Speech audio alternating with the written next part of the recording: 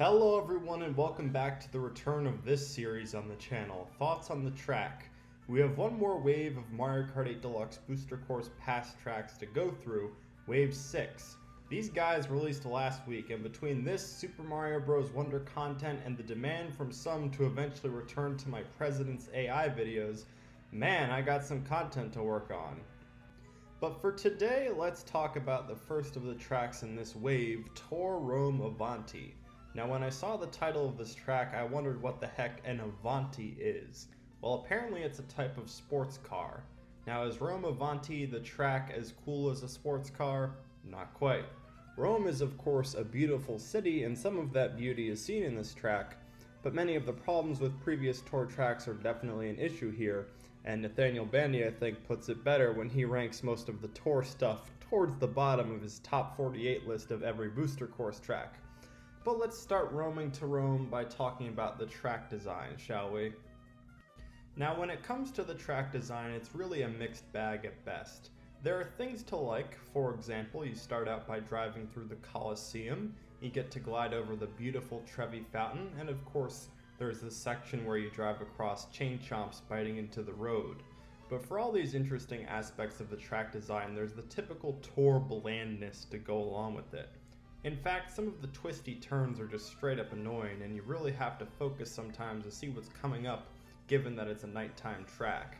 Could just be that I need my vision checked out for that one, but I don't know, to be honest. Obviously there's the 3 different lap system as there is with many tour tracks, but to be honest, I'm starting to find it disorienting when other racers pass by me going the other way. So overall, think back for a minute to New York Minute. You drive past a bunch of pretty buildings in the nighttime sky and make some turns across, but is there really a lot more to it than that? For Rome Avanti, it's a similar deal here. I don't think so.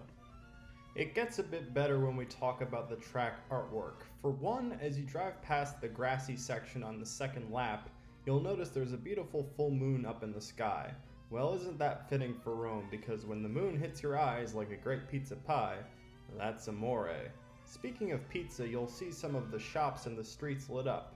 Shops that advertise things such as pizza. As I established in the track design section, the old buildings in Rome do look quite beautiful under the lights of this nighttime sky. It's not just the Colosseum, you're also driving up the Spanish Steps and looking at old buildings like the Piazza del Campidoglio. Yes, I truly did my Rome research when writing the script for this video. Anyway, there's not much to nitpick here with the visuals, it's all quite pretty, but when this booster course pass is full of beautiful nighttime tracks, the question is, does this one truly stand tall among the others? I'm not so sure. Finally, there's the music, and I think it may be generous to call this music mid. Like, of course it's pretty in the sense that it fits the theme, it has this accordion and string sections going, it's very Italian sounding indeed. But seriously, it just seems like something that would play in the background at an Italian restaurant. I know because I've worked as a host in an Italian restaurant. It was my responsibility as host to turn on the mostly mid music selections, where the only responsibility of the music was to get the diners cozy and create some atmosphere. And that's the bare bones way this song works. It at the very least fits the theme well, but that's about it. It's just overall one of the most forgettable songs in this entire booster course pass. And again, it's not necessarily a bad or annoying song. It's just, do we want a song as generic as this to bop to during a race of Mario Kart? I don't think so. So overall, how would I rate this very mid Mario Kart Tour track? Well, as you may expect, it gets a very mid rating for me, as one of the most forgettable tracks in this wave. Possibly the most forgettable, I'd say.